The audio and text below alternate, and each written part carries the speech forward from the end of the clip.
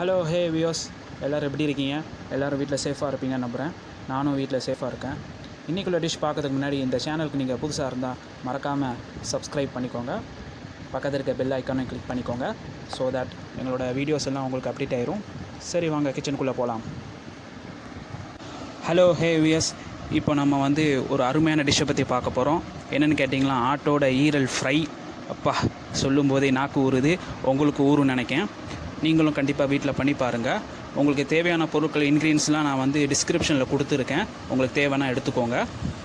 இப்போ நம்ம ஒரு பவுலில் ஈரல் வச்சு எடுத்துருக்கோம், கழுவி எடுத்துருக்கோம். இப்போ மஞ்சத்தூள் போட்டு உப்புத்தூள் போட்டு எல்லாம் விரவி வைக்கணும். வாங்க பார்க்கலாம். இப்போ நம்ம மஞ்சத்தூள் போட்டாச்சு.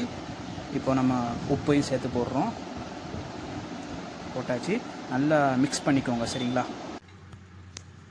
இப்போ நம்ம அந்த ஈரலை மஞ்சத்தூள் போட்டு உப்பு போட்டு நம்ம விரவி வச்சுருக்கோம். இப்போ நம்ம அந்த இதில் கடாயில் போட போகிறோம்.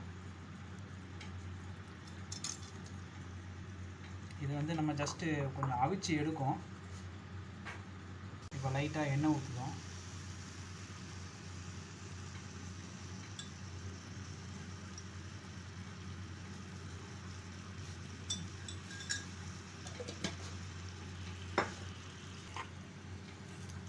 நல்லா கிளறி விட்டுக்கோங்க.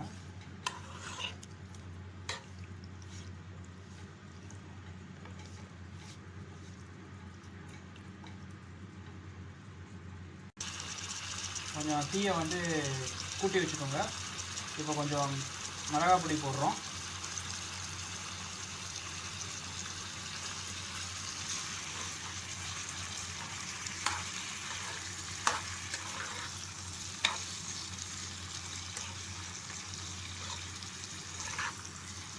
நல்லா விரவிக்கோங்க.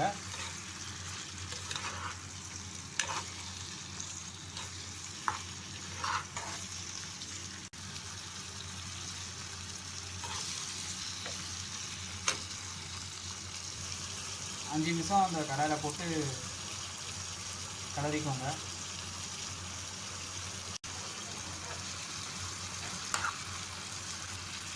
இப்போ கொஞ்சம் இஞ்சி பூண்டு பேஸ்ட் போடுறோம்.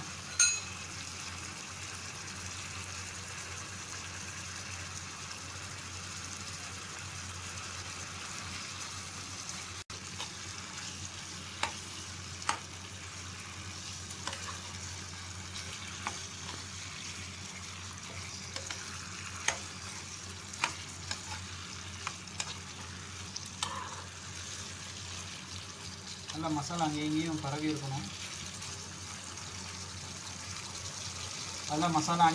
இருக்கணும். நல்லா கிளறிக்கோங்க. இப்போ லைட்டாக அவிச்சதாக பவுலில் மாற்றிருக்கோம். இதை மெயினாக அவிக்கணும். அதுக்கு குக்கரில் போட்டு நம்ம அவிக்க போகிறோம், சரிங்களா? இப்போ சைடு பை நம்ம 2 ஒர்க் பண்ணணும். என்னென்னு பார்த்தீங்கன்னா, ஃபஸ்ட்டு சோம்பு, சீரகம், மிளகு, பட்டை, ஏலக்காய், கிராம்பு ஒரு பிளேட்டில் எடுத்துருக்கோம். இதை நல்லா வதக்கிட்டு மிக்சியில் போட்டு அரைக்கணும், சரிங்களா? அரைச்சி எடுக்கணும்.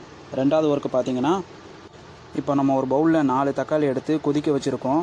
ஏன்னா தக்காளியோட தோலை உரிக்கணும். அதனால் நம்ம இப்போ கொதிக்க வச்சுருக்கோம். இது ரெண்டாவது ஒர்க்கு, சரிங்களா? நல்லா தக்காளியை அவிச்சு எடுத்தாச்சு. இப்போ நம்ம தக்காளியை உரிக்கணும். இப்போ உரித்த தக்காளியை மிக்சியில் அரைக்கணும். நல்லா அரைச்சிக்குவாங்க. இப்போ அந்த சோம்பு, சீரகம் எல்லாம் வதக்கியாச்சு. அதோடு இப்போ ஒரு 4 முந்திரி பருப்பு ஆட் பண்ணியிருக்கோம். அது ஆட் பண்ணலாம், இல்லைன்னா பண்ணாமே இருக்கலாம். டேஸ்ட்டுக்காண்டி ஆட் பண்ணுறோம். இப்போ அதை அரைச்சாச்சு.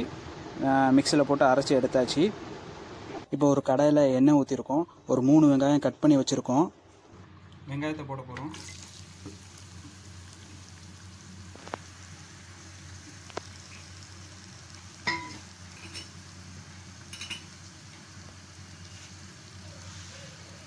உப்பு கொஞ்சம் போடுவோம்.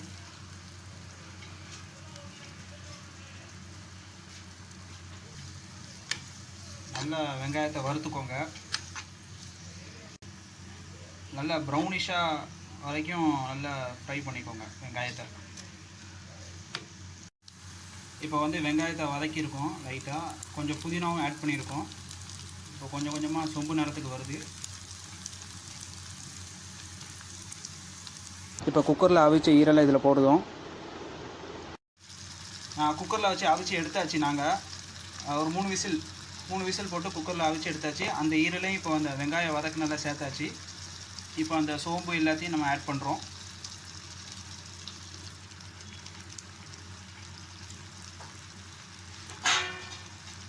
தக்காளியும் ஆட் பண்ணுறோம்.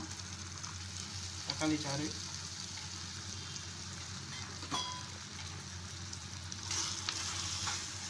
நல்லா மிக்ஸ் பண்ணிக்கோங்க.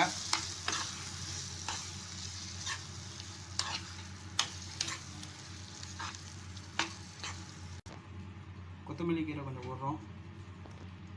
இப்போ பார்த்திங்கன்னா நல்லா ஃப்ரை ஆகிட்டு, நீங்கள் நல்லா ஃப்ரை பண்ணிக்கோங்க. பார்த்திங்கன்னா இந்த கலரில் பிளாக் கலரில் வந்துடணும். இப்போ நம்ம ஒரு பவுலில் மாற்றுதோம்.